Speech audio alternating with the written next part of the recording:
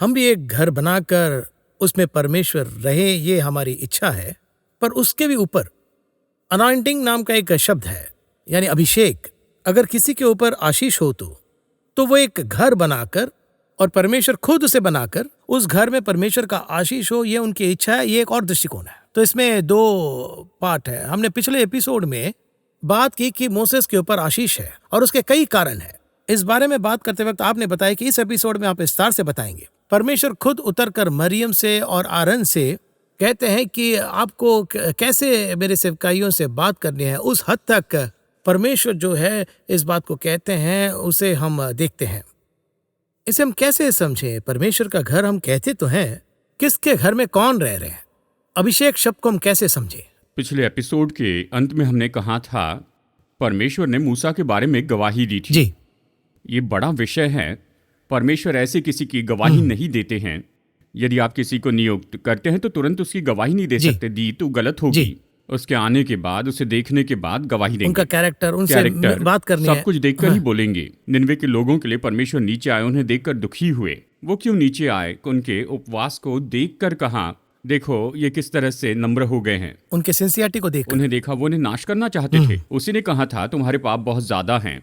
अहब राजा को ही देखिए, वो तो बहुत ही बुरा राजा था, लेकिन जब परमेश्वर ने कहा तो वो रोने लगा। उसे देखकर परमेश्वर ने कहा, देखो इसने खुद को कितना नम्र बना दिया। उसी तरह नेबुकदनेस्सर में भी हम वही देखते इसी हैं। तरह बताया। तो परमेश्वर क्या करते हैं, किसी विषय के बारे में कहते हैं, वो कितना गंभीर हो गया ये देखकर ही कंफर्म करते हैं। परमेश्वर ऐसे किसी को नहीं उठाते, किसी को ऐसी आशीष नहीं देते। निश्चय इसके पीछे कुछ न कुछ कारण होता है, लेकिन दो पार्ट हैं। उसे उठाने के बाद वो कैसे है? दाऊद जब वो चरवाहा था, परमेश्वर ने उसे उठाया। जब वो चरवाहा था, उसने भालू को मारा, सिंह को मारा, ये सब देखकर ही उसे उठाया। उठाने के बाद वो कैसा है, ये तो दूसरा पार्ट है। इसके बाद उसका आत्मिक रीति से उठाया जाना होता है। ये बाइबल के कैलकुलेशन के अनुसार है। जब ऐसी बात है तो मूसा के बारे में परमेश्वर ने एक बात कही, वो तो मेरे सब घरानों में विश्वास योग्य है। इस तरह से ये देखना कि वो किस बात में विश्वास योग्य था, ये हमारी जरूरत है। कैसे परमेश्वर क्यों स्टेटमेंट को कहते हैं? क्यों कहा? सामान्य रूप में हम परमेश्वर से गवाही पाना चाहते हैं, प्रभु की आशीष पाना चाहते हैं। उन्हें आशीष दी है, मुझे भी आशीष देंगे। उन्हें प्रतिज्ञा दी, मुझे भी प्रतिज्ञा देंगे। मूसा के बारे में बड़ी जिज्ञासा से बोला, तुम कैसे कह सकते हो? हमें ये इच्छा होती है कोई अगर हमारे विरुद्ध कहे तो परमेश्वर ये करे वो करे, वो इस तरह से करते जाए, ये हमारी इच्छा होती है। कुछ लोग कहते हैं परमेश्वर तुम्हारा युद्ध लड़ेंगे, ये कहते हैं, पर ये ऐसे नहीं होगा। इसके पीछे आपसे एक क्वालिटी की अपेक्षा की जाती है। मूसा में यही तो बड़ी विशेषता थी और हमें यही तो सीखना चाहिए। The key turning point. हाँ, अगर ये नहीं है तो परमेश्वर हमारे लिए कुछ भी नहीं करेंगे। एक बार एक सेवकाई ने मुझसे कहा कि अश्विन, इस स्टेटमेंट को आप कुछ इस तरह समझिए। वो ये था कि without test there is no trust, ऐसा कहा उन्होंने। यानी कि नो टेस्ट नो ट्रस्ट, ऐसा कहा उन्होंने। ये सही बैठेगा क्या? 100% सही है। इसलिए जब हम बात कर रहे थे तो आपने एक शब्द उपयोग किया जिसका मैं संदेश में उपयोग करता हूँ। परमेश्वर सबसे प्रेम करते हैं, पर क्या सब पर भरोसा कर सकते हैं? God loves everybody. God loves everybody, लेकिन किसी पर भरोसा करने के लिए उसके अंदर कुछ गुण होने चाहिए ना। वो अपेक्षा करते हैं टेस्ट को पार करना। जी हाँ, आदम को फल नहीं खाने का सबूत देना था ना। यीशु मसीह जो दूसरे आदम में उसे खाने के लिए कहा तो उसने नहीं खाया। पत्थर को रोटी बना तो उसने ऐसे नहीं किया। उन्होंने टेस्ट पार की ना। और आगे कहूं तो बहुत से दर्शक ये पूछ रहे हैं कि टेस्ट किस लिए है? कहते हैं परीक्षा क्यों होती है? परीक्षा नहीं होनी चाहिए, या फिर टेस्ट की जरूरत नहीं? टेस्ट नहीं चाहिए। परीक्षा ना हो ये तो एक इच्छा है। टेस्ट नहीं होगी ये डॉक्टरिन गलत है। कुछ लोग गलत सोचते हैं। एग्जाम नहीं है अगर ये कहे तो बच्चे शुरू से ही कैसे पढ़ाई करेंगे? इस जून से अगले जून तक पढ़ना है। अगर परीक्षा ही नहीं तो वो क्या करेंगे? पढ़ाई नहीं करेंगे। लेकिन परीक्षा है कहे तो क्या करेंगे? यहाँ यही समस्या है। ठीक है, हम क्या देख रहे हैं? हम ये देख रहे हैं कि मूसा ने परमेश्वर के बारे में एक अंगीकार, उसके लिए टेस्टिमनी दी, उसके लिए इस तरह से गवाही दी है। मूसा को पता नहीं था। ये दोनों कहीं और बात कर रहे थे। तुरंत उसने नीचे आकर पूछा। सामान्य रूप में ऐसा है कि एक व्यक्ति दूसरे व्यक्ति से लड़ रहा है, कह रहा है मेरे दोस्त के बारे में ऐसा क्यों कहा। इसी तरह से मूसा की स्पेशल क्वालिटी के बारे में वचन 7 कहता है, नंबर्स 12:7, गिनती 12:7 में, परंतु मेरा दास मूसा ऐसा नहीं है, वो तो मेरे सब घरानों में विश्वास योग्य है। मेरे घरानों में या मेरे घर में। देखिए यहाँ पर ये क्वालिटी क्या है, इसने ये साबित किया है कि मेरे घर में इसके जैसे विश्वास योग्य कोई नहीं। परमेश्वर का घर कौन सा है? यही हमें सोचना चाहिए। यहाँ पर तमिल में शब्द है कोइल। कोइल, इसका मतलब क्या है? राजा का बेटा, राजा। इल यानी घर, राजा का घर यानी परमेश्वर का घर, जहाँ परमेश्वर रहते हैं। भवन ऐसे कहते हैं, है ना? जब ऐसा है तो परमेश्वर के घर में तो किस बात में विश्वास योग्य है, इस बात को देखना चाहिए, है ना। देखिए, घर में कोई काम करने वाला होता है, उनके बारे में कुछ विषय से ही आप उनकी विश्वास योग्यता जान सकते हैं। आप टेबल पर 500 रुपये छोड़कर चले गए, वापस आने पर देखते हैं कि वो अभी भी वहीं पर है। आप कहते हैं अच्छी बात है, ये घर में कहीं खो नहीं गया। वही 500 रुपये किसी ने नहीं उठाए पर हवा के कारण उड़ गया, तो अपने आप क्या सोचते हैं, क्या उसने ले लिया, इस तरह विचार आता है। इसी तरह से मेरे घर में वो विश्वास योग्य है। यदि ऐसा है तो मूसा में कौन सी विशेषता थी, कौन सी सच्चाई थी। वचन कहता है सच्चे मनुष्य पर बहुत से आशीर्वाद होते हैं। ये सच्चाई क्या है जब हम देखते हैं परमेश्वर के घर में ये क्या है। जहां तक कि मूसा की बात आती है, मैं कह सकता हूँ ये स्टडी के जैसे है। 3 तरह के घर होते हैं, 3 पार्ट्स। एक तो देखिए, असल में चर्च को घर कहाँ है? परमेश्वर का भवन, बेतेल, परमेश्वर का घर। हम चर्च का नाम परमेश्वर का भवन रखते हैं। तो हम ये जो बार बार सभा कहते हैं वो हम खुद ही है। हम दूसरा पॉइंट हम परमेश्वर के मंदिर हैं। नए नियम में हम परमेश्वर के मंदिर बन जाते हैं। पुराने नियम में परमेश्वर का भवन वहां था, वन प्लेस, पर्टिकुलर प्लेस। उस पर्टिकुलर प्लेस में वो वहां पर विश्वास योग्य था। हम इस तरह से ले सकते हैं। दूसरी बात, हम परमेश्वर के मंदिर हैं, ये सेकंड पॉइंट, इसमें भी विश्वास योग्य रहना है। तीसरी बात, वचन कहता है जो जगत को जंगल बनाता और उनके नगरों को ढा देता था, शैतान को श्राप देकर नीचे गिरा दिया। फिर भविष्यवाणी के रूप में कहता है अपने बंदियों को घर जाने नहीं देता था। घर यानी स्वर्ग में परमेश्वर हमारे लिए तैयार कर रहे हैं। उसने कहा मैं तुम्हारे लिए घर तैयार कर रहा हूँ। उसमें भी हमें विश्वास योग्य रहना है। इन तीनों भागों में कैसे रहेंगे इस पर हम चर्चा करेंगे। तो 3 पार्ट्स आपने कहा। 3 पार्ट्स हैं। सबसे पहले मूसा के समय में वो तंबू था, निवास स्थान यानी टैबरनेकल, वहां पर था। वो परमेश्वर खुद दे रहे हैं। यही तो हैरान करने वाली बात है। दाऊद जाकर कहता है मैं एक भवन बनाऊंगा, नहीं चाहिए तुम्हारा बेटा बनाएगा, इसके लिए कारण भी बताए। लेकिन मूसा को बुलाकर कहते हैं मैं तुम्हारे मध्य में वास करूंगा, तुम मेरे लिए निवास स्थान बनाओ, मेरे लिए तंबू बनाओ। कहाँ? ये उनकी इच्छा थी। ये उसकी इच्छा थी। अब देखिए, ये जो तंबू है, निवास स्थान है, ये एक मॉडल है। इसे देखें तो आत्मिक रूप में मैं कहूँगा ये मसीह का मॉडल है, स्वर्ग का मॉडल है। जैसे प्रकाशित वाक्य में यहाँ पर 3 भाग हैं, वैसे यहाँ बाहरी आंगन, पवित्र स्थान, महापवित्र स्थान 3 हैं। वैसे बलिदान की वेदी जगत को दिखाती है। पवित्र स्थान यानी पैराडाइज, जिसे हम स्वर्गलोक कहते हैं, और उसके आगे दया का सिंहासन। ये इसका आत्मिक विचार है। आउटर, इनर, मोस्ट इनर, इस तरह से। अब देखिए, ये तो स्वर्ग का मॉडल है। स्वर्ग के इस मॉडल को भूमि पर परमेश्वर ने बनाया। सोच कर देखिए, स्वर्ग के मॉडल को भूमि पर बनाया। स्वर्ग के बारे में बाइबल कहती है उसे कभी किसी ने नहीं देखा। अब वो मॉडल लाया गया। मूसा से कहा सावधान रहकर इन सब वस्तुओं को उस नमूने के समान बनवाना जो तुझे उस पर्वत पर दिखाया गया है। इसमें 1 mm भी गलत कर दे तो मानो जैसे स्वर्ग ने कुछ गलती की हो। बहुत ही सतर्क रहना है। मूसा को 2 बार बताया गया, उसे जो मॉडल दिखाया गया उसके अनुसार बनाने के लिए सावधान रहना, केयरफुल रहने को कहा। क्योंकि ये मेरा मॉडल है भाई। हाँ, सावधान रहो, सच प्रॉपर्ली हैंडल करो। आप सोच कर देखिए, बहुत से आर्किटेक्ट आपको बहुत से प्लान दिखाते हैं। कंस्ट्रक्शन के समय प्रैक्टिकल समस्याएं पता चलती हैं। कुछ mm की समस्याएं आती हैं। कई बार जो बनाने वाला होता है, मिस्त्री वहां होता है, वो ये कहता है सर इस तरह से बनाया नहीं जा सकता है। आर्किटेक्ट कहता है कि मैंने इसे बनाया, मैं तो एकेडमिक साइड में क्वालिफाइड हूँ, लेकिन मिस्त्री के पास अनुभव है। वो स्केच बना कर देते हैं, मैं कह रहा हूँ इसलिए तुम इसे बनाओ। बनाने के बाद वो समस्या दिख पड़ेगी। तो इस तरह से ये जो कंस्ट्रक्शन था ये तो 100% के करीब था। इसमें 1%, 0.5% गलती होने की संभावना है। अब वो एक प्लान देते हैं, हेवनली प्लान। ये स्वर्ग का मॉडल है।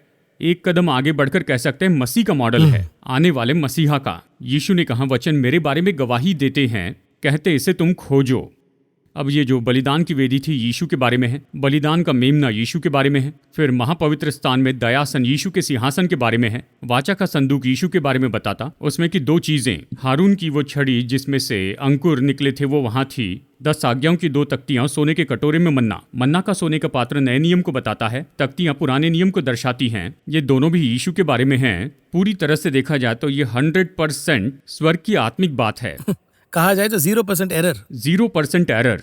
इस 0% एरर में कुछ गलतियां यानी मनुष्य हैं, गलतियां मनुष्य करता है पाप के कारण, है ना। आदम के बाद में ऐसे मनुष्य को उसने बनाने के लिए दिया। तो देखिए तो कितने टेस्ट को पार करना है, कितनी टेस्ट से जाना होगा। अब यहाँ देखिए, ये निवास स्थान, ये तंबू बनाने के पीछे असली उद्देश्य था कि ये दिखाए कि यीशु आ रहे हैं। उसका बलिदान हुआ, उसके बाद याजक पद खत्म हो गया, यीशु ने खत्म किया, जी। व्यवस्था खत्म कर दी। यीशु मसीह के द्वारा जो काम पूरा करना था उसकी परछाई लोगों को भूमि पर पहले दिखानी थी। तो ऐसे व्यक्ति को पहले किस तरह से चेक करते हैं? तो कैसे वो प्रभु के नजरिए में प्रभु एक एंगल में उनको देख रहे हैं, जी हाँ। यानी वो सेवकाइयों को देख रहे हैं, सब दर्शकों सबको वो देख रहे हैं। अब मूसा ये इंजीनियर था, उसने रामसे जी। नाम का नगर बनाया था बिगनिंग पार्ट में 40 साल में। प्रेरितों के काम अध्याय जी। 7 में आप ये देख सकते हैं। फैरो प्रसन्न है। जी हाँ, देखिए ऐसे मूसा को उसने कॉन्सेप्ट दिया, यानी इसमें कौन सी प्रैक्टिकल परेशानी थी पता है? एक्चुअली देखे तो प्रैक्टिकल समस्या है, वो क्या है? अगर किसी छोटे काम करने वाले को बड़ा काम दे दे तो वो दिलचस्पी लेता है। जी। मुझ पर भरोसा करके बड़ा काम दिया, सांसारिक रीति से कह रहा हूं, एनकरेज हो गया। एंकरेज हो गया, कोई बात नहीं, मुझ पर भरोसा किया है। इससे लिटरली देखे तो, साइज के अनुसार देखे तो ये छोटा काम था उसे कंपेयर करने से। उसकी तुलना में। फिरौन के लिए एक शहर बनाया गया, रामसेस शहर, वो शहर इतिहास में बताया गया जी। है। ऐसे मनुष्य को बनाने के लिए कहा 300 हाथ यानी 450 फीट एक तंबू।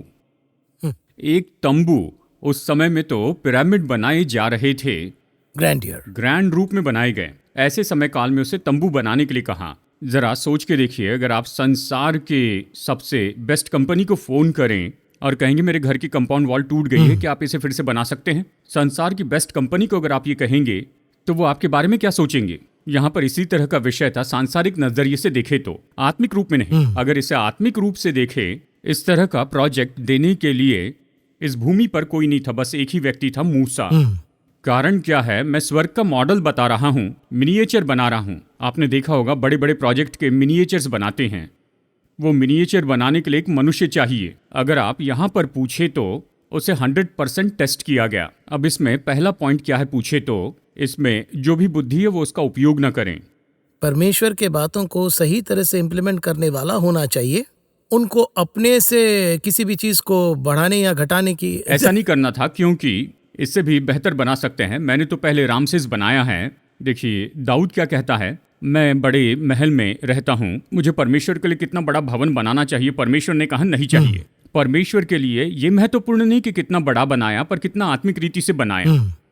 अब इसे ही लीजिए, परमेश्वर इस तरह से बहुत से प्रोजेक्ट लोगों को देते हैं। बहुत से लोग कहते हैं क्या परमेश्वर ने मेरे लिए रखा? मैं यहाँ पर केवल किसी एक पास्टर इवेंजलिस्ट के बारे में नहीं कह रहा हूँ, सबके बारे में हमें बिब्लिकली कहना होगा, नहीं तो वो कहेंगे ये मेरे बारे में कह रहे हैं। देखिए, नूह को जहाज बनाने के लिए कहा, नेहम्याह को शहरपनाह बनाने के लिए कहा, मूसा को तंबू बनाने के लिए कहा, सबको एक कंस्ट्रक्शन दिया गया। इसे सेवकाई के रूप में देखिए, बाइबल के हिसाब से बुलाहट। जब ये कंस्ट्रक्शन पूरा हो जाता है, परमेश्वर ने कहा वो 100% इस कंस्ट्रक्शन में है क्या?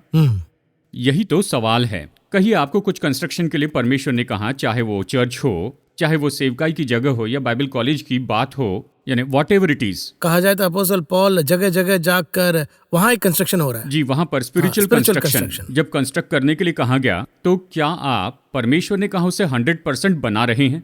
इस बीच में आपके अपने बहुत से विचार आने लगेंगे, बहुत से इनपुट्स मिलेंगे, इनपुट्स आएंगे, गैर जरूरी सलाह भी आपको दी जाएगी। बहुत से लोग एक समय में शुरू करते समय परमेश्वर के दर्शन के साथ शुरू करते हैं, पर जब आगे आगे बढ़ते जाते हैं तो सभी बात में परमेश्वर ने जो कहा क्या ये वैसे ही है? क्या परमेश्वर के मार्गदर्शन में ये देखना है?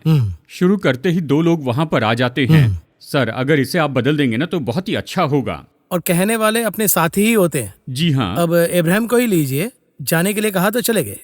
इस कहानी में इंटरेस्टिंग बात यह है कि सैरा एक आइडिया देते हैं। उसने वहां आइडिया दिया, उसके पिता तेरह ने भी आइडिया दिया। ये पहला आइडिया नहीं, मतलब कितना हमारे साथ है, हम उन्हें विश्वास कर रहे हैं, वो एक बात है, लेकिन उसके बावजूद वो अगर परमेश्वर का घर हो तो वो जो आइडिया दे रहे हैं वो परमेश्वर के योजना में है, वो सेंस हमारे में क्यों? अगर पूछे तो बसलेल नाम का एक व्यक्ति था, बहुत ही बुद्धिमान था।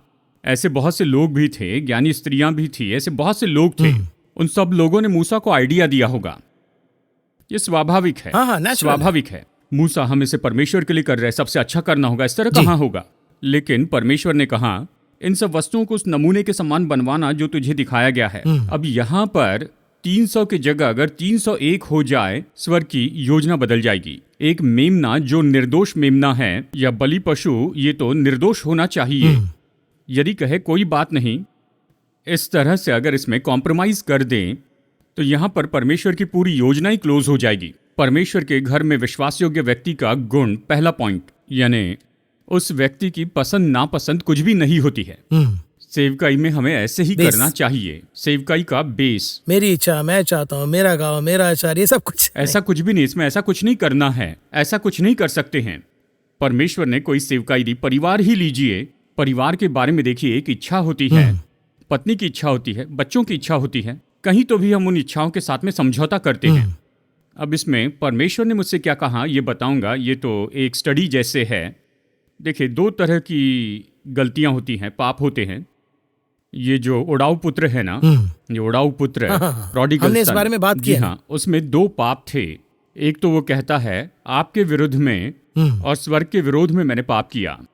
क्या स्टेटमेंट है! दो तरह के पाप, मनुष्य के विरोध में, अपने पिता के विरोध में, दूसरा है स्वर्ग के विरोध में, हेवन। अब इन दो गलतियों में मनुष्य के विरोध में की गई गलती उसे सही कर सकते हैं। उसने क्षमा कर दिया तो वो कहिए एक किसी से धोखे से कुछ लिया, 4 गुना लौटा सकते हैं, है ना? जक्कई जैसे देखिए, शाऊल ने एक बार लहू का बलिदान चढ़ाया था, पर दाऊद ने उसे सही किया था। तो मनुष्यों से जो किया उसे सही कर सकते हैं, पर इसके लिए बड़ा दाम लगता है, 4 गुना देना पड़ता है। इसे सही करने की संभावना है। लेकिन स्वर्ग के विरोध में अगर कुछ किया है, स्वर्ग के विरोध में हमने क्या किया ये हम कभी सोचते ही नहीं, और हमें पता भी नहीं चला। चाहे जाने भी तो बड़ी बात नहीं समझते। परमेश्वर तो दयालु है, क्षमा कर देंगे। अब इसे लेते हैं, चलिए सोच कर देखिए। शाऊल को परमेश्वर ने कहा था अमालेकियों के सारे पशु और सबको मार दे, सबको मार दे, अमालेकियों के राजा को भी मार दे, कहा खत्म कर दो, ये इंस्ट्रक्शन बताया था। शाऊल ने क्या किया? पशु, भेड़, बकरी और राजा को अलग किया। जब उसने ऐसे अलग किया तो शमूएल ने कहा कि तूने गलती की है और परमेश्वर से कौन सा दंड आया, अब तेरा राज्य तेरे पास नहीं रहा, कह दिए। इसे इस तरह कंपेयर करके देखिए। बहुत से लोगों में डाउट होता है। कौन सा डाउट होता है? दाऊद ने जो गलतियां की थी और शाऊल की गलतियों की तुलना करके देखें तो शाऊल की कोई बड़ी बात नहीं थी, दाऊद से तुलना करें तो कंपैरिजन कह रहा हूं, वर्ल्डली कंपैरिजन। दाऊद ने देखिए ये सब कुछ किया था, पर शाऊल की बात तो भेड़ बकरियों की थी, यही बात है ना? लेकिन यहाँ पर कौन सी समस्या आ गई पूछे तो पढ़ते समय मुझे भी ये संदेह हुआ। इसने क्या किया कि राज्य उससे छीन लिया, इसे भी नहीं, इसके बेटे को भी नहीं दिया, किसी और को दे दिया, बस वो तो हो गया, दे दिया। अब इसमें यहाँ पर इसने कौन सी बड़ी ब्लंडर मिस्टेक की? अगर इसे देखे तो निर्गमन 17 में परमेश्वर ने मूसा से कुछ कहा था, अमालेकियों के साथ तुम्हारा युद्ध होते रहेगा, ये अक्सर होते रहेगा, समय समय पर होगा। बाद में कहा अमालेकियों का स्मरण भी पूरी रीति से मिटा डालूंगा, क्लोज कर दूंगा, कहा था। एक हेवनली ऑर्डर दे रहे हैं। हेवनली ऑर्डर मूसा को बताया जो भविष्य में होने वाला था। उनकी एक योजना, वो एक प्लान था। यहाँ यहोशू से लड़ने के लिए कहा भविष्य में अमालेकियों को पूरी तरह से नाश कर दूंगा। यहाँ वो अमालेकियों को कुछ चांस दे रहे थे, कुछ संभावना थी, फाइनली क्लोज करने वाले थे। अब ये जो भविष्यवाणी है, परमेश्वर की योजना है, ये किसके द्वारा पूरी होनी थी? शाऊल के द्वारा पूरी होनी थी। उतना बड़ा एक महिमामय अंगीकार शाऊल के लिए स्वर्ग की योजना पूरी करनी थी। ये तो स्वर्ग का युद्ध था, पर इसने केवल पशु और भेड़ बकरियों को रखा और राजा को भी रख दिया। उसके लिए इनको यहाँ लोकल में जो अंगीकार मिल रहा है वो खो न जाए, इसलिए वो प्रभु के अंगीकार को मिस कर दे रहे हैं, मिस कर दिया। अब देखिए सच में क्या हुआ था। ये स्वर्ग के विरोध में पाप था, ये स्वर्गीय योजना थी। अब सांसारिक दृष्टि से शाऊल ने यहाँ पर बलिदान लाया था, उसे दाऊद ने सही किया था, उसने इसे सही किया, लेकिन स्वर्ग के विरोध के पाप को वो क्या नहीं कर पाया, सही नहीं कर पाया। इसी तरह से इस निवास स्थान के तंबू में अगर कोई गलती कर दे तो ये स्वर्ग के विरुद्ध में पाप हो जाता है, क्योंकि ये तो स्वर्ग की योजना है। हर एक इंच, हर एक स्क्रीन, हर एक कलर, हर एक रंग के पीछे निश्चय ही कोई विषय होता है। हर बलिदान के पीछे एक विषय है। अगर इसमें 1 इंच की भी गलती कर दे तो फिर आप प्लान से बाहर हो जाएंगे। मनुष्य के विरोध में जो कुछ भी किया गया है उसे आप निश्चय ही सही कर सकते हैं, मसीह के बारे में सही नहीं कर सकते। अगर मसीह के विरुद्ध में कुछ किया है, मसीह की योजना के विरुद्ध में, तो आप क्या करेंगे? इसलिए कहा मेरे सब घराने में ये विश्वास योग्य है, जो भी मैं कहता हूं ये बिल्कुल वैसे ही करता है। इसका मन, इसकी इच्छाएं, इसे दिया गया काम, दूसरे लोगों के बारे में दिए गए विचार, इसमें कभी ये मिलावट नहीं करता। एकदम 100% गॉड्स मिनिस्ट्री। इस तरह से क्या आज आप किसी को देख पाते हैं? कोई नहीं है मसीह के बाद में, पौलुस के बाद में, हमारे समय काल में। मेहनत करने पर भी नहीं कर पाएंगे। मैं सभी के बारे में कह रहा हूँ, कई जगह पर हमारी इच्छा बीच में आ जाती है। समय समय पर मैं अपने संदेश में बताता हूँ, हमारे कॉन्वर्सेशन में बच्चों से अपेक्षा रखते हैं ना, वो भी स्वर्ग के विरोध में काम करते हैं। क्या है कि बेटा या बेटी दी, उसके साथ में परमेश्वर ने अपनी योजना दी है। आपके बचपन में आपकी कोई आशा रही होगी पर पूरी नहीं हुई, अपने बेटे या बेटी के द्वारा उसे आपने पूरी करना चाहा, लेकिन क्या सच में ये परमेश्वर की योजना है? अब अपने आप ही यहाँ पर हमने क्या किया, स्वर्ग की योजना को पूरी तरह बदल दिया है। अब क्या होगा? हेवन प्लान उसका तो ट्रैक ही बदल जाएगा। यहाँ मूसा को बचपन में फिरौन के महल भेजने के बजाय घर में रखते तो क्या होता? वो मारा जाता। 6 लाख पुरुषों के छुटकारे की योजना किसके द्वारा पूरी हुई थी? वहां पर है, दिया गया। यहाँ पर देखिए, यहाँ तक मिरियम और उसकी माँ का काम तो बहुत ही महत्वपूर्ण है। और यह मरियम जानती थी, ये इस तरह का विश्वास योग्य व्यक्ति था। मैं तो इसे आकर एक स्वर्गीय प्रोजेक्ट दे रहा हूं। मैंने नीचे आकर इसे योजना दी, इसे पूरा करने के लिए कहा। आज क्या हम ऐसा कर सकते हैं? यही तो विश्वास योग्य व्यक्ति का पहला पार्ट है। क्या आज स्वर्ग हम पर विश्वास करता है? ये आपका पूछा हुआ सवाल है। ट्रस्ट करता है हम पर? Test and trust. अब देखिए, बहुत सी जगह पर परमेश्वर हमें एक प्रोजेक्ट देते हैं, हम शुरू करते हैं, शुरू करने के बाद में हम खुद डिजाइन करने लग जाते हैं।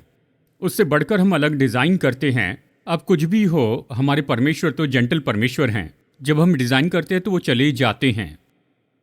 तुम देख लो भाई, मैं चलता हूँ। ये उसका अपमान है।